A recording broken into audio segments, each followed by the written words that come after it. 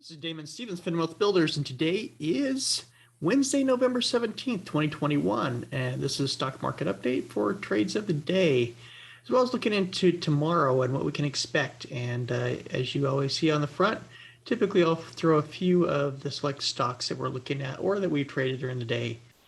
So let's go ahead and look at the market and see what's going on in the marketplace. You can see here Dow Jones closed down 0.58%, NASDAQ down 0.33%, and S&P 500 down 0.26%. So a little bit of a pullback again.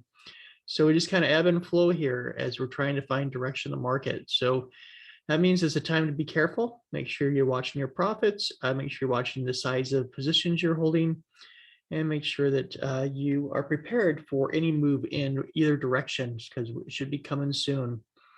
Looking at the heat maps here of the world, you can see that it's pretty mixed. Tesla just really did well today, just continues to rocket for us. We talked about that in the video last night to watch for Tesla, and it was on our short list, and it did perform today really well. Apple also performed well. And then you had, several pullbacks, especially in the financial area, which we knew was weak, as we talked about in the charts. So continue watching our videos nightly so you can get these updates on potential trades, how the market's doing overall, and some training goes along the way sometimes as well. Looking at the world heat map, you can see China had a pullback here. BABA pulled back again, 4%. So definitely some weakness in the China stocks. Seeing weakness around the overall country. So what does that mean? I mean, is it a reaction to today from the US? It's possible. Does this mean also going tomorrow that we could have another pullback day? It's possible. We're right at a threshold where we either going to continue to go flat or we're going to make a decision. And we'll cover that when we get into the charts. Looking at the scanner's been really weak. These little stocks that are like $1, $2 or a little movement aren't usually enough volatility for me to focus on, especially if I have a long list of stocks that are trading well, which has kind of been the case. And that's usually happens a lot when it's earnings season. And so let's get right into some of these charts and take a look what's going on. So here's our earning releases. So for today, we had Target, Baidu, Lowe's, Billy, Nvidia, Cisco. Most of these didn't trade in a range that I typically like to see, so it wasn't that exciting as I was hoping it would be. Tomorrow's a lot of retail, which gives us an idea of where the market's going, and can we expect that year-end rally possibly to happen with retail doing well or not. So very, very curious to see what tomorrow brings. Also JD with the pullback in China. What does JD do? Just be careful there, because it could continue to go down if it's weak in China, or we could possibly see a rally up. So definitely tomorrow is a nice busy day. And then Fridays, not a whole lot. We have Foot Locker on there. I might just check out, just depending on how Ross and Kohl's and Macy's does tomorrow. But not a whole lot on Friday. So I'm not planning on doing a lot then. But let's look at some of these charts here. So Nvidia, this has been on our chart for months, and we saw the nice rally up here to 327. And then today, if we kind of pull in here, this was today. So today we had a bit of a pullback from yesterday all day long. And it pulled back to low of this right here, this 288 range. And then after hours, after the earnings came out and they were positive, we rallied, boom, right back up to where we were and then some. And so now we're around this 308.50 range, which is kind of where we're back here. And so that's what I want to show you. As you're looking at charts, this is why charts can help if you're looking to see what possible the point where a stock's probably going to go. So earnings is a little bit of maybe trading as well. So earnings, some people trade before, and they'll do a spread, they'll do a straddle, something to kind of catch the range, whether it goes extremely lower or extremely higher, that they're going to win, or they guess on which direction it's going to go, which is a huge risk. So I typically like to listen to earnings live call, and as soon as they announce that what the earnings are, then I'm looking for the position. And if I see a dip like this, but earnings were good, then I'll typically try to buy in somewhere around the support area. So you can see here, back here, support was 287.78 was support. And where did we go today? 287.96. So you can see here that we pulled back to that same range. Where did we go with the announcement? We went back up here to 308.50, 308.50 right on the dot, and 309.28. So that's the range that we're looking at. So tomorrow, when the market opens up, we're going to be looking at this to see, do we have a little pullback? So we have people who, didn't get their orders filled today, and we're going to fill them in the morning, either to take profit or clear out their their losses or whatever else. So as we see that, typically we'll see a little bit of volatility in the morning, right at the bell. So what I'll be looking for is, do we dip down a little bit and then rally back up to 308.50, or do we just blow right through 308.50? Now, if we do, there should be a little bit of pullback and maybe a rally back up again. So just be careful there. This is our breakout area. Anything above 308.50 is a breakout, but it very well could fail very quickly with the volatility. And so just be careful if you're trading first thing in the morning. You may just want to wait and watch to see which direction Nvidia is going. But really good news on Nvidia, it just continues to perform well. Yeah, we do have a bit of consolidation. We should be, either climbing or declining here some point, because we've just been, flat for a while. But you take the dips along the way, because there is a nice broad range in Nvidia stock. So that's where we're at, and that's a little bit of just kind of how I look at earnings and trade earnings. Tesla just rallied right up, boy. After a dip down here to 978, we rallied clear up here to a high, and we spiked to 111, almost 111.20 or 1120, 1120, which just blew my mind that we spiked that up that high, and then came back, and we just kind of consolidated here, which we've been there before. So we're in this consolidation area here, looking for a breakdown, either below 1087 be my short, or if I break above this 1100 range, probably more around 1099, 1090, then I'm looking for a continuation up towards 1120 or possibly higher. But that's our levels in here. So I'll be looking at in the morning. So definitely on our short list for tomorrow morning as well. BNTX, we talked about this. This was on our list for a while. Pulled back a little bit, so it came off our list. Went right back on again. So I took this off for a very short time when we were having a little bit of a dip, but it didn't last long. So it went right back up as soon as we gapped up. We were back into, verifying the bulls are still in play, and we continued to just continue to climb higher. So I'm doing really well in BNTX, which was my Tesla stocks. I said was kind of my new Teslas, which is these biotech stocks. So Moderna, nice ride up as well. Hit a peak, pull back down to the 100, see if we can rally back up again. Here's our trend line. So as long as it stays above there, I'm not worried. I think we'll just continue to consolidate and hopefully continue to climb higher. And NVAX was the other one, and nice climb up to 190. So again, nice ride from 169 up to 190. So these are back on my list. You can see here we had support on NVAX here, support here, and on here as well on our trend lines. So trend lines are true. And they're working. So just something to keep aware of as far as why they're important and how they're helpful. RIVN. So RIVN had a nice little spike this morning to a high at 179.47, and then just dropped right off and just kind of consolidated down here. So a little bit of resting. You see that we rested here, had this nice rally up, pulled down, now resting again in that same channel area. So once we break 150, look for another rally up. If we get below 140.35, I got a short. So just so you know what I'm looking at.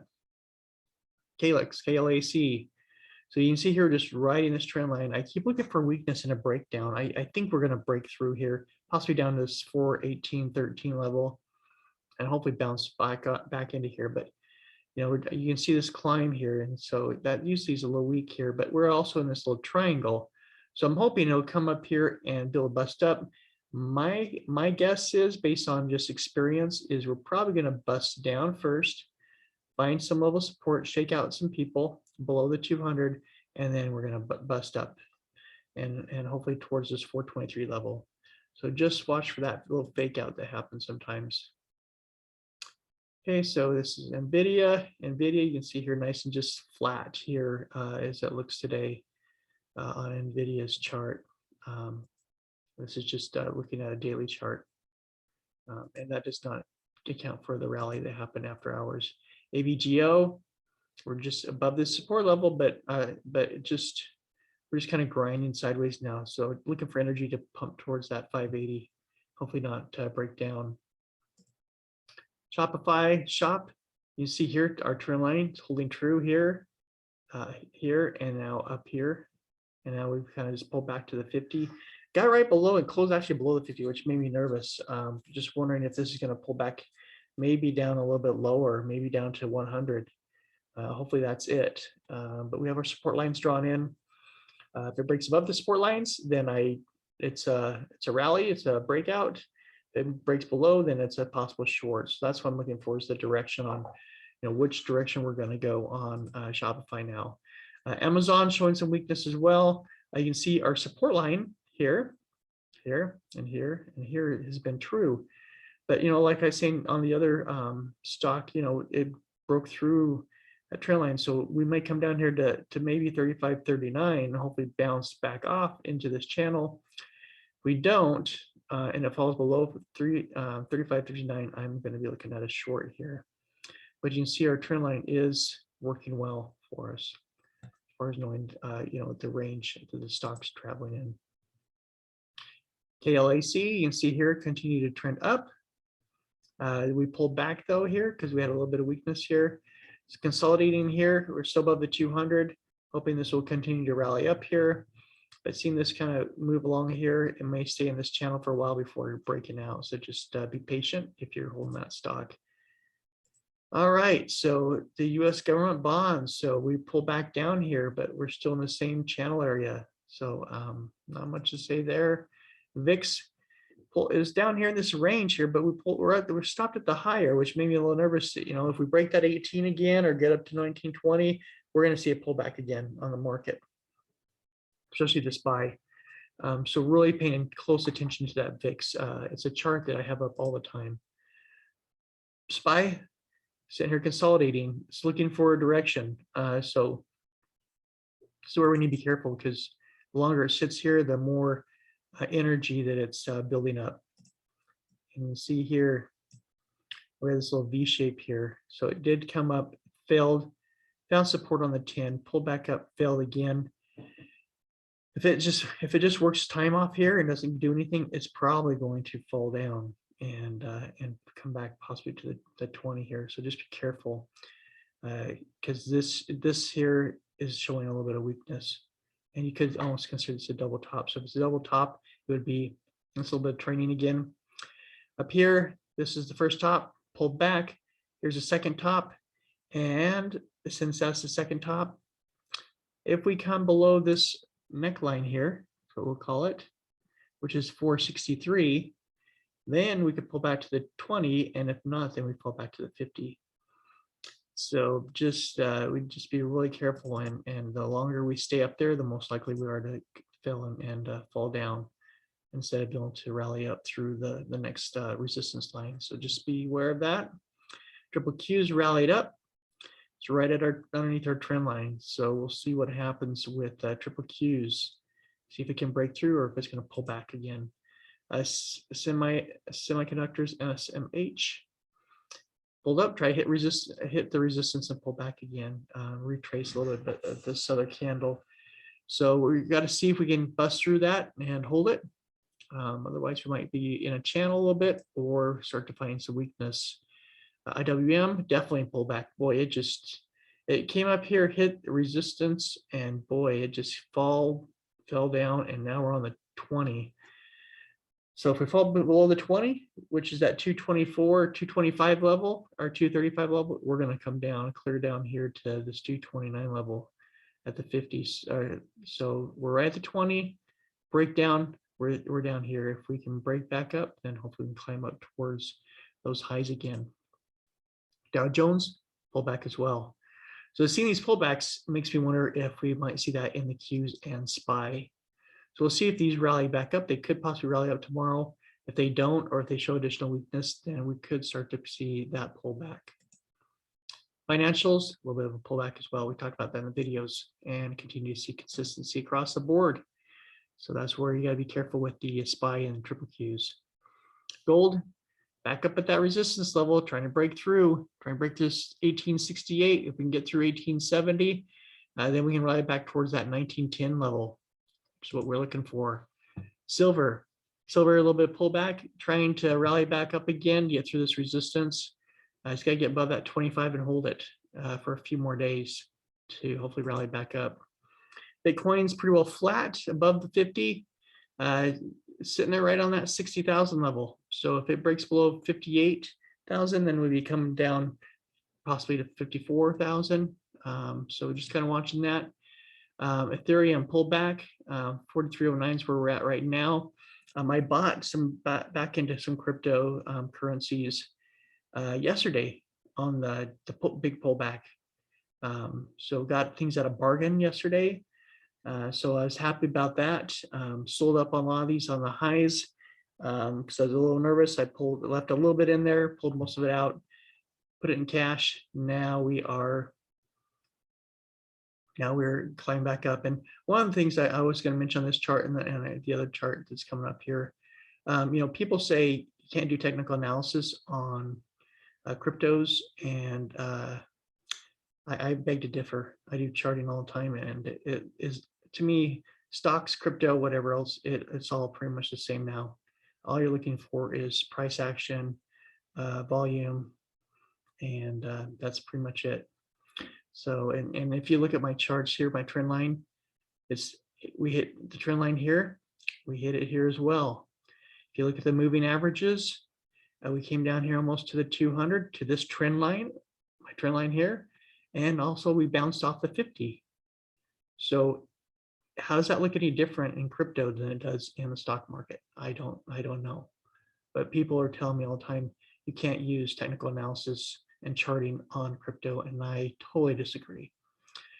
So let me show you again, and I'll give you another example. So here's CRO. This is one I told you I've been trading, and over the weekend, I'm still in it. I bought some more on the dip, and so I'm loving this one. This one's long-term hold. So you see here my trend line. First time we had a trend line. Here's this first start. Touched the trend line, came down, hit this trend line again on the ramp up, pull back down to the 200. We're back up. Where are we at? The trend line. So if charting doesn't work, why do these cryptos hit my trend lines? They should be like all over the place and not honoring anything.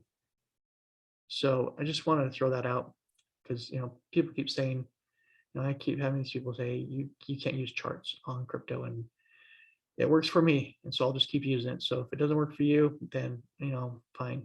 But I'm hoping this helps at least some of you, and I'll let you know, kind of where things are headed and kind of where I'm looking for support and resistance. You can see down here on the 200, right on my 200 line, it hit. So right down here, we're hitting support. So I just see this totally working. And here's my support line down here, and you'd see resistance here, resistance right here again, and then you see support right here. So definitely works. It uses the same type of mathematics and movements in stock and crypto. There's a set of rules that have to be followed financially and also in the stocks and cryptos, and I just constantly see it. But so anyway, that's for the night's video. So I'm sorry to ramble on, but I just kind of wanted to show a few things, share a few things with you, and that way, as you run into them, they are hopefully helpful to you and helping you to be successful. So that is our night tonight. So everybody play safe tomorrow.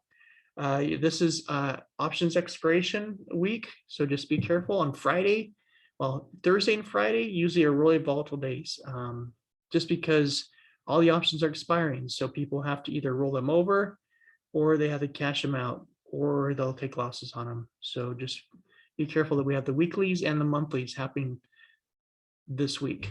So, and we have holiday coming up as well. So just keep that in mind, and we will talk tomorrow night about how the day went. Everybody have a good night.